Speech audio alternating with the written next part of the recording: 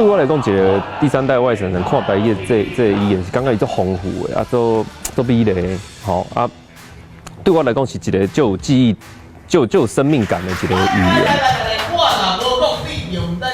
伫竹乐山有一群人，引用青春，伫故乡创造一个艺文环境。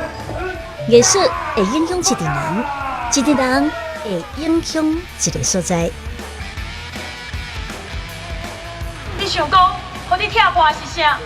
是我妈做的。伊就讲，阮个少年啊，莫惊失败，失败就失败啊。要毋过，恁爱想讲，恁这个剧团若是即马停落来，恁就袂阁继续做落去啊。